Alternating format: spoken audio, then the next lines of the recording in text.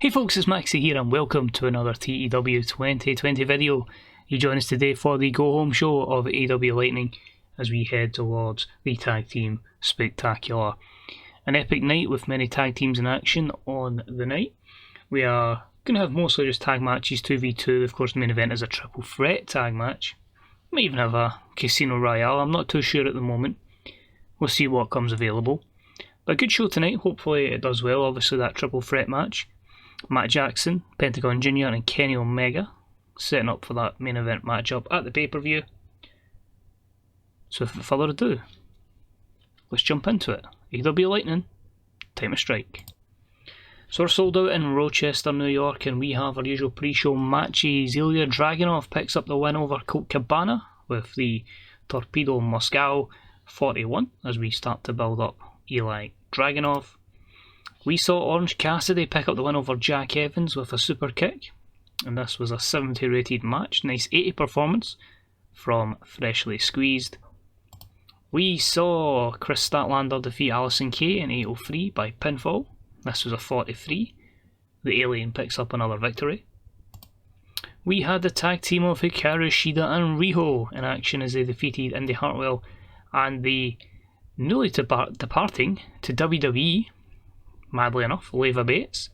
Again, going against that old saying by Mickie James, I felt like she was older and we didn't have to quite put the money in. So yeah, Leva Bates is going on a written contract, although we are trying to pinch Charlotte Flair and we've already pinched Bayley. So yes, swap them around the women's divisions.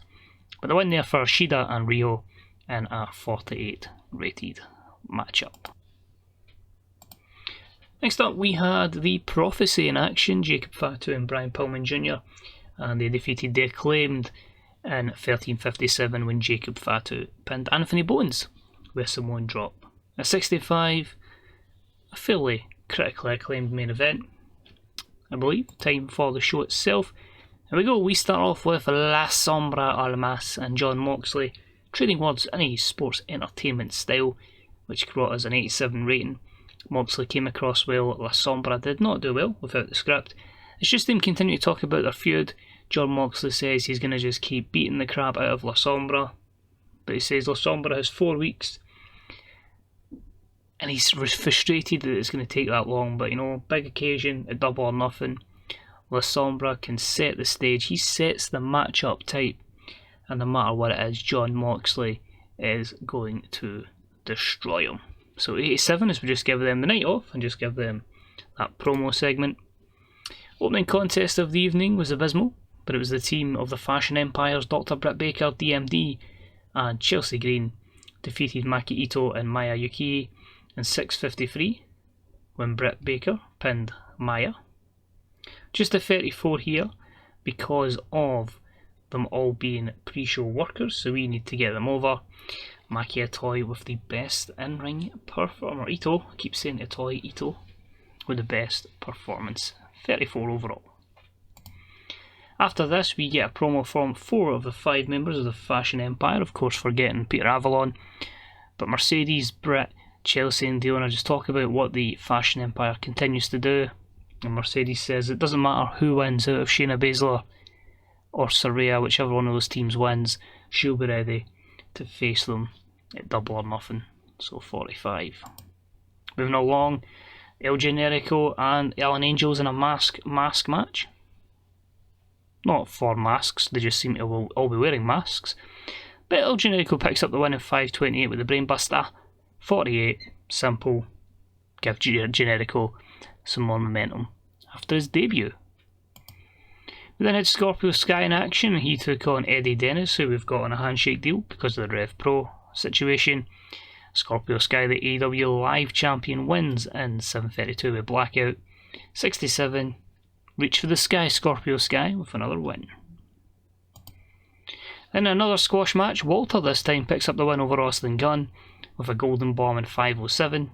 Just a 53, as the Ring General picks up a fantastic victory. He then cuts a promo and just says, it's been an interesting entrance to AEW. He was told this was the best wrestlers in the world, the greatest competition. Austin Gunn, really? AEW, give me true competition. So a 60 rating there for Virta. We then had a pre-show type matchup again as we continue to try and build up Thunder Rosa. She defeated Tay Conti in 7:39 with La Rosa, just a 32. She's getting more over, the in-ring performances are getting better. Actually surprised this wasn't even worse because they have battled 3 times previously and you get that 4th match penalty, but they survived that. And yeah, you can so far see this show is not really building towards a spectacular, but we will get there. There's a few angles near the end of the show, I promise. Next up, and about the didn't have much heat in Terrible Wrestling, Saraya defeats Nyla Rose in 7:52 with a rib cracker. A 64 here, great performance from Saraya with a 71 and Nyla Rose with a 42. So we can see here Saraya is obviously performing great since recovery from her injury and becoming unretired, and she will be one of the staples of our women's division. She cuts a promo, she just says, obviously speaking of this Saturday night, that her and Lana Austin are ready for Shayna Baszler and Layla Hirsch. Because they're not in the same brand, I can't have her having a promo onto Shayna. So she just says she's ready for that, and then down the line, Mercedes Varnado. A matchup I've wanted for years and years and years, and it's finally going to happen. I'm going to make sure it happens. So a 65 for Saraya. Then had a tag team match. It was about that had good wrestling and a decent reaction from the crowd as Undisputed Honor defeated Proud and Powerful Santana and Ortiz in 13:50 when Kyle O'Reilly pinned Ortiz with the Brainbuster. During the matchup, Sammy Guevara accidentally hit Ortiz, costing the Inner Circle members the win, and this drew a 78. No turns here, because next up, Ortiz and Sammy are squaring off. They start having an argument. It starts to get physical. They start fighting. Hager jumps in. Santana jumps in. We end up with a 2v2 situation. Road agents and referees pull them apart. And this 79 segment sees both Ortiz and Santana leave the Inner Circle to become babyfaces. Cannot wait to book babyface Santana and Ortiz. And we confirm that we will see at the Tag Team Spectacular Proud and Powerful versus Sammy Guevara and Jake Hager. 70. Believe it or not, main event time. How will this main event do? Hopefully Kenny can carry it with his psychology. 89. I'll take that every day of the week. Exceptional matchup, Kenny Omega picks up the win over Matt Jackson and Pentagon in 25-21 when Kenny pinned Penta with the one-winged angel. 89. Could we see new tag team champions with the tag champ being pinned? And 3 excellent performances there. Map of the week list of the 3 win 86. Now, finish the show.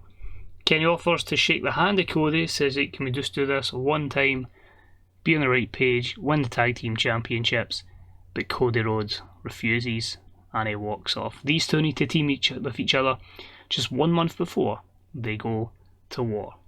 86 rated segment and a show that gives us an 86 as well, which will increase our popularity in all regions out with North America. Except Mexico. We got Mexico. But yeah, happy with that 86. We continue La Sombra versus Moxley. I think we have a good focus on our women's division in this show. I think we highlight guys we're looking to push in the future. Scorpio, Generico and Walter. And we obviously have the heel turn, the face turn of Santana and Ortiz. Continue the stuff with Inner Circle. And big up our main event for the tag team spectacular. So I'll load to the main screen. We'll just cut through some of the matches you're going to see. A lot of the card is still going to be made on the day. Just like my notepad here. So AEW World Tag Team Championships on the line is going to be the Young Bucks challenging Lucha Bros against Kenny Omega and Cody Rhodes. We're going to see Santana and Ortiz versus Sammy Guevara and Jake Hager as the Inner Circle implodes. We're going to see Chris Jericho team up with Jungle Boy to take on MJF and Wardlow. The winner of this matchup gets a Women's Championship match, which is of course Saraya and Lana Austin against Shayna Baszler and Layla Hirsch, so which protege will do better? Although Lana's older than Saraya, but just pretend. Also in action, we will see Riho and Hikaru Shida challenge Priscilla Kelly and Abaddon of the Dark Order for the Women's Tag Team Championships. We'll hopefully see the Mixed Tag Team Championships in action with Sir Brody Lee and Anna Jay. We'll hopefully have some sort of matchup with Miro and Claudio, and we're looking to try and get the likes of Prince Devitt and Samoa Joe involved in matches as well. So that's the card as it is on paper, subject to change, but overall the show was fantastic. Kenny Omega says Santana talks well. Nyla Rose talks well, says Christopher Daniels. Her age is wrong on this by like 10 years. And the show 4.70, 3.5 million viewers. Popularity wise, 87. Yeah, you can see here Mexico is good, UK is excellent, Japan's a good position. It's just getting India, Oceania and Europe over. Maybe I should run some shows there, so I'll maybe look into that, but at the moment, yeah, safely and quite comfortably at large. So cheers for watching. Hopefully you'll join us for that next episode, which will be the Tag Team Spectacular. I'll probably put some boosts on. Let's try and get 100 match, let's try and get 100 show. Thank you, good day and good night. Bye bye.